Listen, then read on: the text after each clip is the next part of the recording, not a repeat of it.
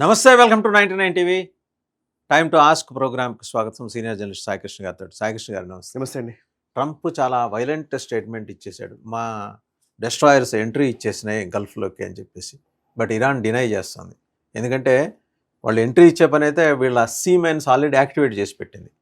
పెడితే కన్ఫ్యూజ్ చేయడానికి ఇరాన్ ఇంకో మాట కూడా ఉంది, మేము ఎక్కడ పెట్టాం కూడా మేము మర్చిపోయామని. సో రెండు రకాలుగా వీళ్ళని ఇటు కన్ఫ్యూజన్ స్టేట్లోకి తీసుకెళ్ళడం అండ్ మేము యాక్టివేట్ చేసామని చెప్పడం ద్వారా బెదిరించడం. ఆయన ఏమంటున్నాడు, అసలు షిప్స్ని నేను ఎలా చేయను, ఎంట్రీ ఇవ్వను, ఎవరైనా మమ్మల్ని కన్సల్ట్ చేయాలి. దీని రిపర్కషన్స్ ఎలా ఉండబోతున్నాయి?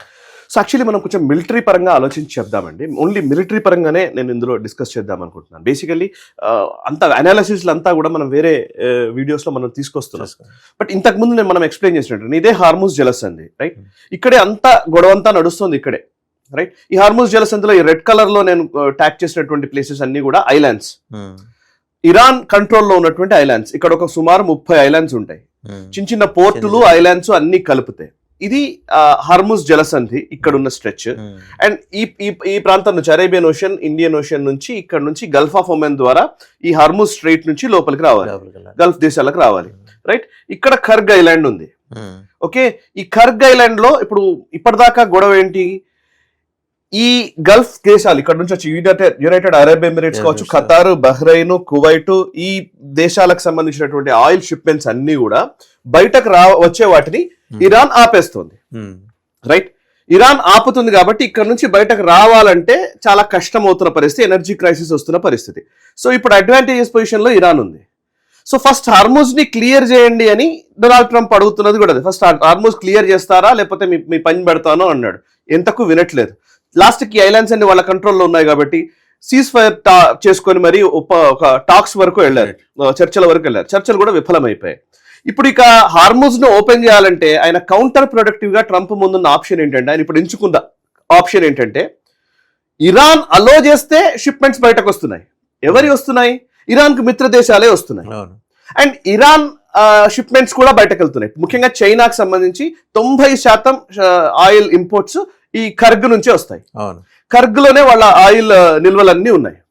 సో ఇప్పుడు పాయింట్ ఏంటంటే, ఇరాన్ కి సమస్య లేదు, ఇరాన్ ఎట్లాగూ కోల్పోవాల్సింది కోల్పోయింది, కానీ ఇరాన్ ఆయిల్ షిప్మెంట్స్ మాత్రం బయటకు వెళ్తున్నాయి.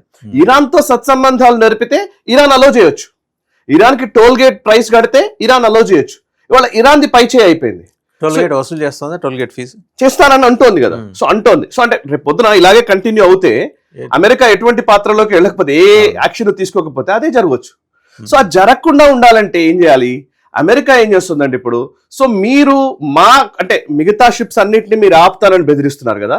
సో ఇప్పుడు మేము మీ షిప్స్ ని ఆపేస్తాము అని అమెరికా బెదిరిస్తుంది. అంటే మీ షిప్ అని అంటే ఇరాన్ కి దగ్గర చేసుకుని ఇరాన్ కి టోల్ ఫీజు కట్టిన వాళ్ళు, లేకపోతే ఇరాన్ తో సత్సంబంధాలు నెరిపి బయటకు తెచ్చుకోవాలనుకునే వాళ్ళు, ముఖ్యంగా చైనాను లేకపోతే మిగతా దేశాలు, ఈవెన్ భారత్ విషయంలో కూడా మనం ఆలోచించాలి. సో ఇరాన్ మనకు ఫ్రీ ప్యాసేజ్ ఇచ్చింది, సో ఇక్కడ నుంచి పంపిస్తానంటుంది. సో అక్కడ నుంచి వచ్చే షిప్స్ అన్నిటి మేము ఆపుతామంటున్నారు. మేము నష్టపోతున్నాం పర్వాలేదు, బట్ మీరు నష్టపోతారు ఇప్పుడు. ఇది అమెరికా స్ట్రాటజీ. సో ఎక్కడ ఆపాలి? ఆ ఖర్గ్ దగ్గర ఆపాలి. ఇప్పుడు ఎగ్జాక్ట్ ఇక్కడ ఈ పార్ట్ లో ఇక్కడ నుంచి బయటకు వచ్చి ఇక్కడ కూడా ఆపొచ్చు. ఇప్పుడు అబ్రహాం లింకన్ ఎక్కడ ఉంది? అమెరికా మిస్ అయినా ఇక్కడ ఆపుతాడు. అమెరికా అబ్రహాం లింకన్ ఇక్కడ ఉంది. ఓకే, స్ట్రాటజిక్ ఇక్కడ ఉంది. ఇరాన్ బలమంతా ఇక్కడ ఉంది. అమెరికా ఎయిర్ క్రాఫ్ట్ క్యారియర్ ఇక్కడ ఉంది. అంఫిబియస్ ఇంకో ఎయిర్ క్రాఫ్ట్ క్యారియర్ కూడా వచ్చింది. ఈవెన్ అబ్రహాం లింకన్ కావచ్చు, వాళ్ళ వార్షిప్స్ కావచ్చు, అవన్నీ బయట ఉన్నాయి. వీళ్ళు లోపలికి వెళ్ళలేకపోతున్నారు ఇంతకాలం. ఇవాళ రీసెంట్ గా వచ్చినటువంటి ఒక స్టేట్మెంట్ ఏంటంటే, ఈ టాక్స్ జరిగే క్రమంలోనే సీజ్ ఫైర్ ప్రకటించి టాక్స్ నిర్వహించేటువంటి ఈ 1-2 days లోనే April 12th రోజున అమెరికాకు సంబంధించిన వార్షిప్స్ కొన్ని ఈ లోపలికి వెళ్ళాయి అని వాళ్ళు ప్రకటిస్తున్నారు. సరే, మీరు ఇందాక అన్నారు సీ మైన్స్ ఉన్నాయి కదా, ఈ పార్ట్ లో మొత్తం సీ మైన్స్ పెట్టారు. మైన్స్ జస్ట్ దానికి తగిలిందంటే పేలిపోతాయి.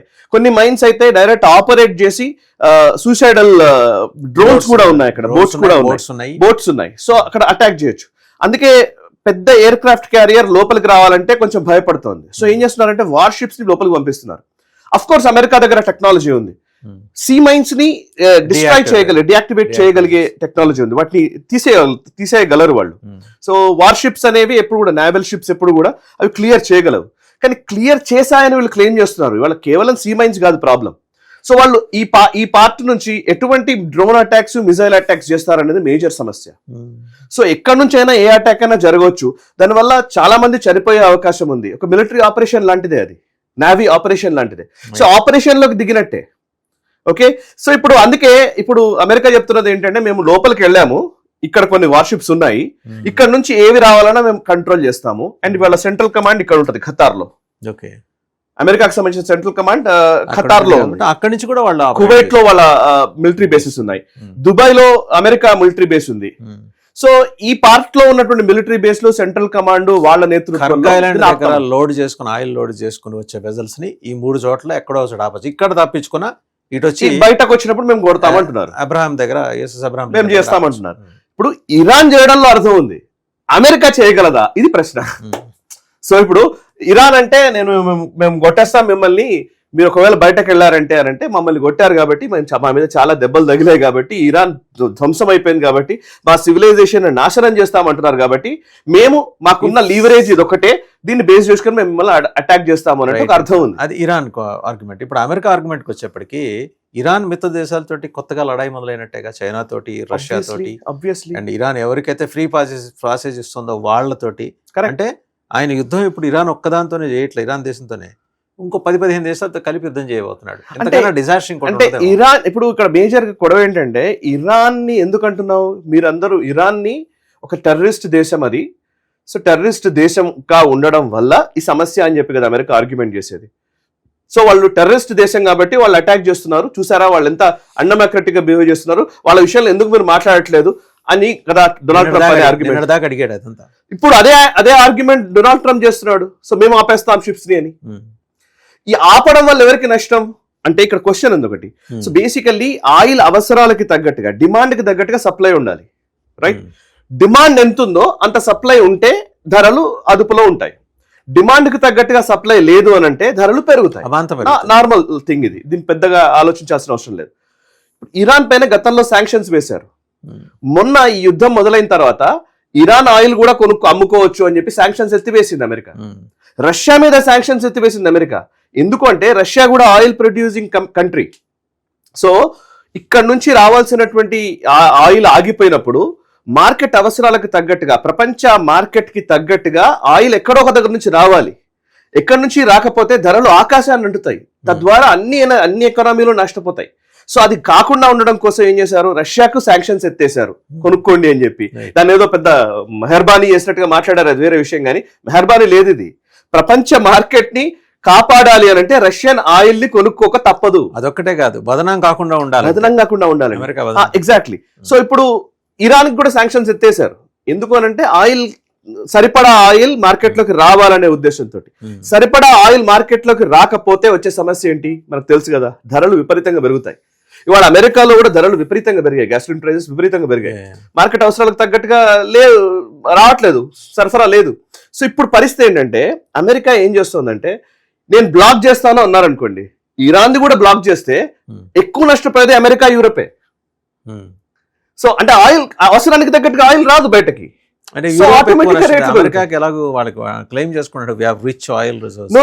అమెరికాలో కూడా ఈ రోజు గ్యాసోలిన్ ప్రైజెస్ విపరీతంగా పెరిగాయి. ఆల్మోస్ట్ చెప్తున్నాను $4 పైన ఉందంట 1 gallon ఆఫ్ గ్యాస్.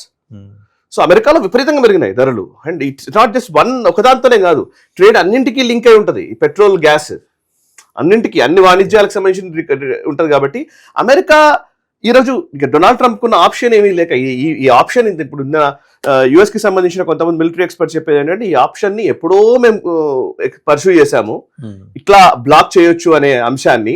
కానీ ఎందుకు చేయలేదు అని అంటే నేను ఇందాక చెప్పిన రీజనే. సో సరిపడా ఆయిల్ సప్లైని ఆపితే ఇరాన్కి నష్టం లేదు, ఎవరికైతే అవసరార్థులు ఉన్నారో వాళ్ళందరూ నష్టపోతారు. అంటే ఓవరాల్ గా ప్రపంచం నష్టపోతుంది. సో అది అగ్రరాజ్యంగా ఉన్న దేశం చేయడానికి వీల్లేదు, రైట్? సో ఇప్పుడు ఇది పక్కన పెడితే ఇంకా ఇప్పుడున్న ఇంకో సమస్య ఉంటుంది మిలిటరీ పరంగా. వాళ్ళ అలైస్ ఉన్నారు. ఇప్పుడు అమెరికాకి అలైస్ ఉన్నాయి. ఇప్పుడు మీరు చూస్తే ఇక్కడ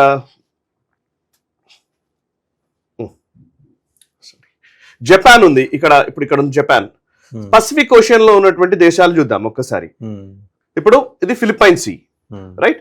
జపాన్ అంటే ఈ జపాన్ కి కింద అంటే ఈ పార్ట్ లో మీరు చూస్తే ఇండోనేషియా పక్కన గువామ్ ఐలాండ్స్ ఉంటాయి, రైట్?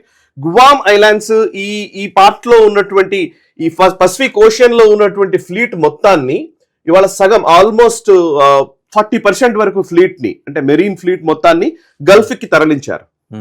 గల్ఫ్ కు తరలించడం వల్ల ఇవాళ Japan as well as south Korea and Taiwan మూడు కూడా ఇవాళ డిఫెన్స్ లెస్ గా ఉన్నాయి. ఒక రకంగా చెప్పాలంటే చైనా చేసే దాడుల్ని తట్టుకోలేని పరిస్థితుల్లోకి ఒకవేళ చైనా కనుక ఇప్పుడు ఈ ప్రతిష్టమైన 5-6 నెలలు కంటిన్యూ అయింది అనుకోండి, దాడి చేస్తుంది. డెఫినెట్ గా చైనా దాడి చేయకపోయినా చైనా ఆధిపత్యాన్ని ప్రూవ్ చేసినట్టు అవుతుంది. ఇదొక సమస్య ఉంది. అలైస్ ఇప్పుడు ఇవాళ ఎలా ఆలోచిస్తాయంటే, గల్ఫ్ దేశాలు కూడా ఇవాళ అదే సమస్యలు ఉన్నాయి. గల్ఫ్ దేశాలు ఎలా అయిపోయినాయంటే, మా ఆయిల్ ని అమ్ముకోవడానికి కావాల్సినటువంటి అవకాశం కల్పించాల్సింది పోయి మీరు బ్లాక్ చేస్తారంటే, సో ఇప్పుడు మార్కెట్ లో సమస్య కదా, ఇంకా సమస్య పెరుగుతుంది. యూరోపియన్ దేశాలు ఇంకా క్రైసిస్ లోకి వెళ్ళిపోతాయి. వాళ్ళ గ్యాస్ సమస్య విపరీతంగా పెరిగిపోతుంది. అండ్ అటు రష్యా లబ్ధి పొందుతుంది, ఎందుకంటే వాళ్ళకి బోత్ గ్యాస్ ఉంది, వాళ్ళకి అన్ని ఉన్నాయి. అండ్ ఇంకోటి, యుక్రెయిన్ కి ఎక్కువగా సపోర్ట్ చేయాల్సిన అవసరం లేదు. ఇవాళ యుక్రెయిన్ ని పూర్తిగా క్యాప్చర్ చేయడానికి అవకాశం రావచ్చు రష్యాకి. సో అడ్వర్సరీస్, అమెరికాకి అడ్వర్సరీస్ గా ఉన్న వాళ్ళందరూ కూడా ఈ రోజు లబ్ధి పొందే అవకాశం ఉంటుంది ఇట్లాంటి మిలిటరీ యాక్షన్స్ వల్ల. ఇవాళ డొనాల్డ్ ట్రంప్, నిజంగా చెప్పాలంటే డొనాల్డ్ ట్రంప్ ఆయన తెలిసి చేస్తున్నాడా, నిజంగా అడ్వైజర్స్ ని వాళ్ళ ఆలోచనల్ని పరిగణలోకి తీసుకుంటున్నాడా లేదా తెలియట్లేదు. ఆయన అనిపించినట్టుగా ట్వీట్స్ రూపంలో, ప్రెస్ మీట్లలో, ప్రెస్ కి ముందు వచ్చి మాట్లాడడంలో చేస్తున్నాడు, కానీ నిజంగా స్ట్రాటజీ అయితే లోపిస్తోంది. దానివల్ల ప్రపంచం ఇవాళ ఇబ్బంది పడుతోంది. This is the point. Right. Thank you Sai గారు. Thank you.